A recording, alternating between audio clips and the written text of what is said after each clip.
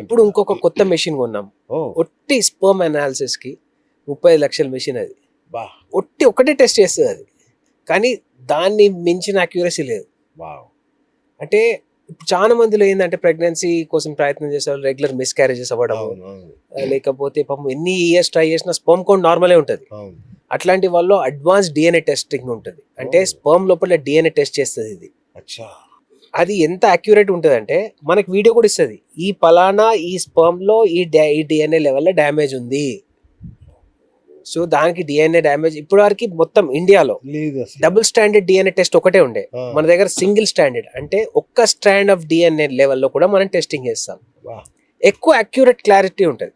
అంటే ఇప్పుడు ఐవీఎఫ్కి పోయే వాళ్ళైనా కానీ, ఐయుఐ లాంటి దానికి పోయినా కానీ, నార్మల్ ప్రెగ్నెన్సీ ట్రై చేస్తున్నా కానీ, ఈ మూడిట్లా ఫెయిల్యూర్స్ ఉంటే ఈ టెస్ట్ చేసుకుంటే మనకు ఒక ఆన్సర్ వస్తుంది ఎందుకు అది ఫెయిల్ అయింది అని. ఇది నార్మల్ ఉంది అనుకోండి, మీరు నేనే చెప్తాను, మీరు ఏ డాక్టర్ దగ్గర పోయి చేసుకోండి, కానీ చేసుకోండి, నో ప్రాబ్లం. కానీ దీంట్లో ఏమైనా ప్రాబ్లమ్స్ ఉన్నాయనుకోండి, అది చేస్తే మళ్ళీ ఫెయిల్ అవుతుంది. మనకు దానికి మందులు ఉంటాయి. సో ఎటువంటి లెవెల్ ఆఫ్ డిఎన్ఏ డ్యామేజ్ లో అయినా కానీ మనకు మందులు ఉంటాయి. కానీ ఆ సమస్య వాడు తెలుసుకోకుండా ఐవీఎఫ్కి వెళ్ళిపోయిన అనుకో, చాలా మంది నా దగ్గరకు వస్తారు, సార్ చాలా 3-4 టైమ్స్ నాకు ఐవీఎఫ్ అయింది సార్, ఫెయిల్ అయిపోయింది సార్.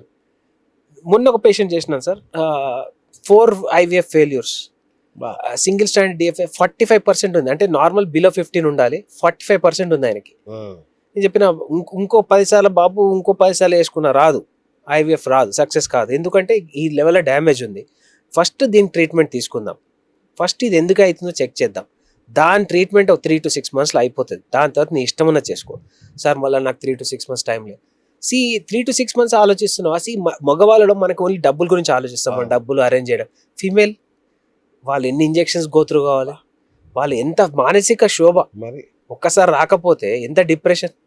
ఒక్కటిది కాదు, 2 ఫ్యామిలీస్, వీళ్ళ అత్తగారి నుంచి అడుగుతారు, తల్లిగారి నుంచి అడుగుతారు, ఏమైంది ఐవీఎఫ్ చేయించుకున్నావు కదా, ఇవాళ 15th day అయింది కదా, యూరిన్ టెస్ట్ చేసుకున్నావా, రాలేండి. ఆమె ఎట్లా ఫేస్ చేస్తారు సొసైటీని. ఎప్పుడు మగవాళ్ళు వాళ్ళ సైడే కాకుండా ఫీమేల్ సైడ్ కూడా ఆలోచించాలి, చాలా ఇంపార్టెంట్. ఎందుకంటే మన సెమెన్ ప్రాబ్లమ్స్ వల్ల ప్రెగ్నెన్సీలు రావట్లేదు, మన సెమెన్ ప్రాబ్లం వల్ల అబార్షన్స్ అవుతున్నాయి, మన సెమెన్ ప్రాబ్లం వల్ల ఐవీఎఫ్స్ ఐయుఐస్ ఫెయిల్ అవుతున్నాయి. దీన్ని ఖచ్చితంగా ఆన్సర్ చేయాలి, లేకపోతే అన్నెసరీ డబ్బులు waste, unnecessary pressure loss, wife చాలా మెంటల్ యాగనీకి పోతారు. సో ఇన్ని ప్రాబ్లమ్స్ ని మనం సింపుల్ గా ట్రీట్ చేయొచ్చు. సో అది చాలా ఇంపార్టెంట్ సార్. మనం చాలా ఒకటే మిషన్ అనుకోండి, ఇండియాలోనే 3వ మెషిన్. ఇప్పుడు అంత ఎక్స్పెన్స్ సార్. ఇప్పుడు అన్లెస్ అంటే మనకు ప్యాషన్ ఉంటే తప్ప 30 లక్షలు పెట్టి ఒక సింగిల్ మెషిన్ ఎవరు తీసుకొస్తారు? ఒక్క సింగిల్ మెషిన్ అంటే మనకి ఇంకో దాంతో పాటు ఆ మెషిన్ కంటిన్యూస్ పని చేస్తాం కదా, మళ్ళీ దానికి రియేజెంట్స్ కొనాలి. ఒక్కొక్క టెస్ట్ కి మనకి వాడు రియేజెంట్స్ ఒక్కొక్కటి చాలా ఎక్స్పెన్సివ్. అంటే ఇవన్నీ ఇంపోర్టెడ్, ఇండియాలో ఏవి లేవు ఇవి. సో ఇది world number 1 computing machine. Sperm testing లో వరల్డ్ నంబర్ 1 లెన్స్ అని, దాంట్లో అడ్వాన్స్ మెషిన్స్ ఇవి. సో నాకు మళ్ళీ రికరెంట్ కాస్ట్ ఉంటుంది. చాలా మంది వస్తారు, సార్ చాలా కాస్ట్లీ ఉంది సార్. అరే బాబు, నువ్వు కాస్ట్లీ గురించి ఆలోచించావు, అక్యురేట్ టెస్ట్ ఇంతకంటే బెస్ట్ టెస్ట్ లేదు వరల్డ్ లా. ఇక్కడ ఏదో టెస్ట్ ఉందో అమెరికాలో కూడా చేసే ఇదే టెస్ట్. అంత మంచి టెస్ట్ మనకి అవైలబుల్ ఉన్నప్పుడు చేసుకున్నట్టు తప్పులేదు. నేను యంగ్స్టర్స్ అందరు చెప్తాను సార్, సాఫ్ట్వేర్ కానీ ఎవరైనా కానీ ఒక్కసారి రండి చేసుకుంటే తప్పేముంది. ఇప్పుడు ఒక 5-10 వేలు ఖర్చు అవుతుంది, కానీ నువ్వు రెడీ ఉన్నావో తెలిసిపోతుంది కదా. రేపు నువ్వు ప్రెగ్నెన్సీ ట్రై చేస్తుంటావు, పెళ్లి అయితే ప్రెగ్నెన్సీ ట్రై చేస్తుంటారు, 1 year వరకు కాదు, స్టార్ట్ ఐవీఎఫ్ సెంటర్కి ఉరకడమే. దాని ఉరుకుతారు, ఆడ చూసి పారామీటర్స్ బాగాలేవండి, we will plan for an IVF. ఆ స్టెప్ ని క్యాన్సిల్ చేయొచ్చు మనం. సార్ మేము కూడా ఐవీఎఫ్ స్పెషలిస్ట్, మేము కూడా ఐవీఎఫ్ చేస్తాం, కానీ ఎవరికి అవసరమో వాళ్ళకే చేస్తాం, చేయాలి కూడా. 99% అదే చేస్తాం, కానీ ఓన్లీ 1% ఆ కేటగిరీలో పడతారు. 99% ని మనం న్యాచురల్ కేటగిరీలో తీసుకురావచ్చు. 99% ఫస్ట్ ఐడెంటిఫై చేయాలి సార్, అంటే ఎందుకు తగ్గింది. కానీ ఒకటి, any kind of fertility treatments will take time. 3 to 6 months ఓపిక కావాలి. ఫస్ట్ నుంచి కూడా క్లారిటీ తెచ్చుకోవాలి. డాక్టర్ మందులు ఇవ్వగానే, ఇవాళ మందులు ఇవ్వగానే పెరగదు. చాలా మంది దగ్గరకు వస్తారు, మేము మందులు స్టార్ట్ చేస్తే 1 month స్పర్మ్ టెస్ట్ చేసుకుని వస్తారు, సార్ ఏం మార్పు లేదు సార్, తగ్గింది సార్. మేము రాసిన టెస్ట్ రిపోర్ట్, మీ మందులు స్టార్ట్ చేస్తే దాని ఎఫెక్ట్స్ కనిపించడానికి 3 months కావాలి, 3 నెలలు.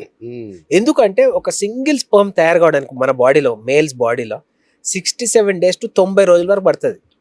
కొందరికి 67 రోజులు అవ్వచ్చు, కొందరికి 90 రోజులు అవ్వచ్చు. సో మేము ఎటువంటి మందులు రాసినా దాని ఎఫెక్ట్ కనిపించి 3 నెలల తర్వాతనే, రైట్. ఇంకా 3 నెలల తర్వాత మేము ఇంకా 2 సైకిల్స్ తర్వాతనే అంటాం. అంటే 3 months లో కనిపించవచ్చు, లేకపోతే 6 months ఇస్ ద మాక్సిమం మనం తీసుకునే time line. Okay okay. So అంత మంచి ఛాన్సెస్ ఉన్నాయి మనము Wow, వాళ్ళందరినీ super, దీంట్లోకి తీసుకురావచ్చు న్యాచురల్ కన్సెప్షన్స్ లో. వండర్ఫుల్. నాకు తెలిసి కార్పొరేట్ హాస్పిటల్స్ కూడా ఇంత ధైర్యం చేయవు. లేవు సార్. అదే అంటున్నా. సార్ కార్పొరేట్స్ లో ఎట్లా సింపుల్ లాజికల్ చెప్తాను. కార్పొరేట్స్ ఇట్లా again checks and balances. Yes. ఈ 30 లక్షల మెషిన్ వేసినా అంటే వాడు మినిమం 1.5 crores to 2 crores తీయాలని టార్గెట్ ఇస్తారు Yeah. డాక్టర్కి. అప్పుడు అవసరం లేకుండా టెస్ట్ అయిపోతుంది Exactly. సింపుల్ గా. ఇప్పుడు మన దగ్గరకు వచ్చేటి అన్ని డిఫరెంట్ సెంటర్స్ నుంచి మనకి రిఫరల్ చేస్తారు. ఎందుకంటే ఈ మెషిన్ ఎవరు ఎఫోర్డ్ చేయలేరు, చేయలేరు, అవును. వాళ్ళకి అవసరం లేదు. మనది ఎక్స్క్లూజివ్ మేల్ ఫర్టిలిటీ కాబట్టి అవును. మనకి ఈ కేసెస్ పైన పెట్టొచ్చు. సార్ డబ్బులు పెట్టినా కానీ పేషెంట్ న్యాయం చేయడం చాలా అంతే ఇంపార్టెంట్. కదా, అది important. కార్పొరేట్స్ లో అలా వాళ్ళు ఎఫర్ట్ చేయలేరు. Clear. చేసినా గానీ మీరు అన్నట్టు అది Yeah. మైండ్ లో ఉంటుంది, ఆ లెక్క 1.5 వేరే కదా. crores తీయాలి దాని మీద అన్నట్టు. So that's a major problem. Done, done, sir. So sir ఇంకొకటి, ఇంతవరకు మేము సాఫ్ట్వేర్ వాళ్ళకే ఈ సమస్య వస్తుందని అనుకునే వాళ్ళం. లేటెస్ట్ గా తెలిసింది ఏంటంటే వేడి ప్రదేశాల్లో పనిచేయడం. అంటే ఇప్పుడు ఉదాహరణకి అవును. ఈ స్విగ్గీ జొమాటో అవును. బాయ్స్ ఉంటారు, బైక్ డ్రైవింగ్స్, ఆ బైక్ డ్రైవింగ్ వాటి టెస్టికల్స్ Testes, మొత్తం దాని compressor. మీదనే ఉంటాయి. అవును. అదొకటి. ఆటో డ్రైవర్ వాడు అవును. ఇంజిన్ మీదనే అవును. కూర్చుంటాడు ఆటో అవును. డ్రైవర్. అవును. వీళ్ళకి కూడా సమస్య ఉన్నా సార్? అంటే వేడి ప్రదేశాల్లో పనిచేసే వాళ్ళందరికీ ప్రాబ్లమేనా? 100% సింపుల్ లాజిక్ సార్. ఏంటంటే టెస్టిస్ వృషణాలకి అవును. మన బాడీ కంటే 2 degrees టెంపరేచర్ తక్కువ ఉండాలి. ఆ, ఇప్పుడు ఇక్కడ 30 ఉంటే అక్కడ 28 ఉండాలి ఓహో. టెంపరేచర్. నార్మల్ మనం వీళ్ళు చెప్పండి. 40 ఇస్తున్నారు వీళ్ళు. టెంపరేచర్ ఇక్కడ కంటే టెంపరేచర్ పెరిగింది అనుకోండి, అవును. అక్కడ ఎన్విరాన్మెంట్ సెట్ కాదు, ఓకే. స్పర్మ్ కౌంట్ తగ్గిపోతుంది, హార్మోన్స్ తగ్గిపోతాయి, ఓవరాల్ సెక్షువల్ ఎఫెక్ట్. మెయిన్ వీళ్ళకి ఎక్కువ శాతం ప్రాబ్లమ్స్ వచ్చేది ఫర్టిలిటీ. ప్రెగ్నెన్సీ డిలే అవుతుంది, స్పర్మ్ కౌంట్ తగ్గిపోతుంది, జీరో అయ్యే ఛాన్సెస్ కూడా చూసినాను నేను. అబ్బా. జీరో అయిన ఛాన్సెస్ కూడా చూసినాను. ఓకే నా దగ్గర ఇప్పుడు నేను వైజాగ్ ఇక్కడ అన్ని దగ్గర పేషెంట్స్ చూస్తాను. సార్. సో స్టీల్ ప్లాంట్లో పనిచేసే వాళ్ళు, ఎక్స్ట్రీమ్ హీట్ కండిషన్లో వర్క్ చేసిన వాళ్ళు, లేకపోతే ఇప్పుడు మన దీన్ని ఉంటే మన ఇటుక బట్టీల దగ్గర పనిచేసిన వాళ్ళు, ఆ టెంపరేచర్ చాలా హై ఉంటాయి. అవును, చాలా. It will change the body, మన బాడీ టెంపరేచర్, కోర్ టెంపరేచర్ మార్చేస్తాయి. సో దానివల్ల డెఫినెట్లీ మీరు అన్నట్టు 100% అవుతుంది. ఓకే. సో వీళ్ళకందరికీ మంచి ఈజీ ఛాన్స్, చిన్న చిట్కాలు. అచ్చా. నార్మల్గా ఎక్కువసేపు లాంగ్ డ్రైవ్ చేయకండి. ఓకే. లాంగ్ డ్రైవ్ చేస్తే, అంటే లాంగ్ డ్రైవ్ అంటే మళ్ళీ లాంగ్ 1 hour కంటే ఎక్కువ చేయొద్దు. అవునా? 1 hour తర్వాత ఆగండి, చిన్న బ్రిస్క్ వాక్ చేయండి, అండర్వేర్ని సెట్ చేసుకోండి, ఓకే. కొద్ది బ్రీతబుల్ అవుతుంది, టెస్టిస్ లోకి టెంపరేచర్ ఎయిర్ ఫ్లో అవుతుంది. ఓకే. ఓకే. సో దానివల్ల టెంపరేచర్స్ ఆల్టర్ అయితే దానివల్ల కొద్ది బెటరే ఉంటుంది. అచ్చా.